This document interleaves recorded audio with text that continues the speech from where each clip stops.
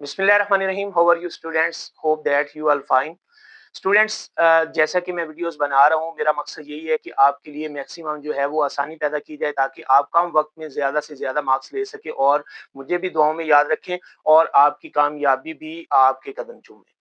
तो इस वीडियो में हम जो है वो क्वेश्चन नंबर 8 करेंगे 9th क्लास की इंग्लिश का, जो कि काफी टफ समझा जाता है, जिसमें उर्दू से इंग्लिश सेंटेंसेस की ट्रांसलेशन करनी होती है और बहुत ज्यादा सेंटेंसेस हैं।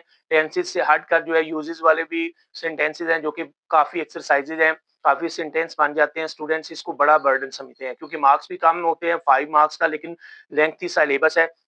तो मैं आपके लिए ऐसे 20 सेंटेंसेस लेकर आया हूँ जो कि बड़े आसान हैं और इंशाल्लाह इस तरह करवाऊंगा कि आपके वो सेंटेंसेस ठीक हो जाएंगे। और इन केस अगर आपको ये सेंटेंसेस मुश्किल लगेंगे तो इसका अल्टरनेट क्वेश्चन भी दिया हुआ है, जो कि आपके किसी टॉपिक पर पैराग्राफ लिखना है तो मैं आपको एक ऐसा मल्टी पैराग्राफ भी इसमें बता दूंगा जो कि आप किसी भी टॉपिक पर लिख सकेंगे। तो alternate question English medium students के लिए होता है, लेकिन पेपर मार्क करने वाले को ये नहीं पता होता कि स्टूडेंट इंग्लिश मीडियम है या उर्दू मीडियम है। क्योंकि मैं बोर्ड के पेपर चेक करता हूँ तो मुझे पता है वहां पर मेंशन नहीं होता और बोर्ड की तरफ से भी कोई ऐसी इंस्ट्रक्शन नहीं होती कि इंग्लिश मीडियम वाले को आपने ये पैराग्राफ चेक करना है और उर्दू मीडियम वाले का आपने उर्दू ट्रांसलेशन, जो सवाल अल्टरनेट भी किया होता है, वो चेक करना होता है।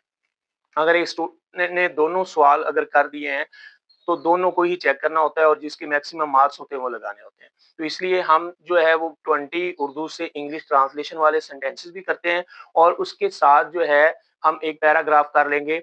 जो स्टूडेंट समझते हैं कि ये उर्दू से इंग्लिश ट्रांसलेशन डिफिकल्ट है, वो पैराग्राफ कर लें, वो आगे 10th में, आगे सेकेंड ईयर में भी आपके काम आएगा। अच्छा, इसके अलावा बाकी तमाम क्वेश्चन की जो वीडियो है वो मैंने बना दी है। आसान गैस है, बड़ा आसान फार्मूला, और आपको इस तरह समझाया है ताकि आपको समझ भी आ जाए, ना सिर्फ रटा हो।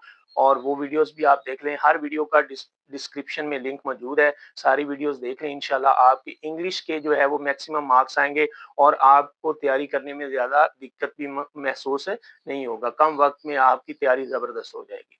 तो स्टार्ट करते हैं without any delay, with the name of अल्लाह। सबसे पहला जो फिक्रा है, पाकिस्तान हमारा वतन है।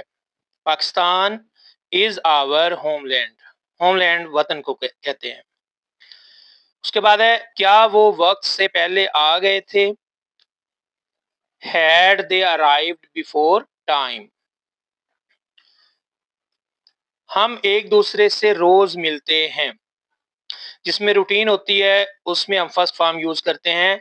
हम एक दूसरे से रोज मिलते हैं तो ये प्रेजेंट सिंपल है, फर्स्ट फॉर्म यूज करेंगे। We meet each other daily. उसके बाद है, तुम कहाँ जा रहे थे? Where were you going. और आगे क्वेश्चन मार्क लगाएंगे।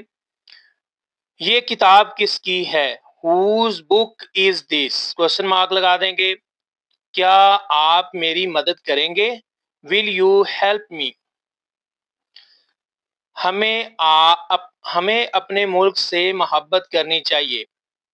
We should love our country. वो सच बोल रहा है। He is telling the truth. तुमने अपना काम क्यों नहीं किया? Why did you not do your work. वो कल स्कूल नहीं आया। He did not come to school yesterday। मैंने इसे पहले भी देखा है। I have seen him before. वो बहुत मेहनती तालिबे इल्म है। He is a very hard working student. क्या ये सवाल आसान नहीं है? Is this question not easy. Question mark लगाएंगे। हमने अपना सबक याद कर लिया है। We have learned our lesson. Full stop. वो अपना काम खुद करता है। He does his work himself. क्या तुम मुझे जानते हो? Do you know me. हमने इसकी बात नहीं मानी। We did not obey him. वो 2 दिन से बीमार है। He has been ill for 2 days। क्या तुमने खाना खा लिया है? हैव यू ईटन, या टेकन भी हम लगा सकते हैं लेकिन ईटन लिख लें। Have you eaten the food? वो बाजार जा रहा था। He was going to the market. हम सच हमें सच बोलना चाहिए। We should speak the truth. वो अपनी गलती मान चुका है। He has admitted his mistake. तुमने मुझे क्यों बुलाया? Why did you call me? वो बहुत खुश था। He was very happy. हमें वक्त की कदर करनी चाहिए। We should value time. इस वीडियो में मैं आपको एक ऐसा ट्रिक बताऊंगा जो कि आपके लिए बड़ा ही बेनिफिशियल है। स्टूडेंट्स बड़े परेशान होते हैं 9th से लेकर सेकंड ईयर तक। 9th क्लास में सेंटेंसेस होते हैं उर्दू से इंग्लिश ट्रांसलेशन के लिए, और सेकंड ईयर में एक पैराग्राफ करना होता है जो कि उर्दू से इंग्लिश ट्रांसलेशन करना होता है, और इसी तरह सेकंड ईयर में भी है, उर्दू से इंग्लिश ट्रांसलेशन वाला पैराग्राफ आता है। 9th क्लास में सेंटेंसेस को जो ट्रांसलेट करना होता है वो 5 मार्क्स का क्वेश्चन होता है, और 10th क्लास में 8 मार्क्स का क्वेश्चन होता है, और सेकंड ईयर में ये क्वेश्चन 15 मार्क्स का हो जाता है।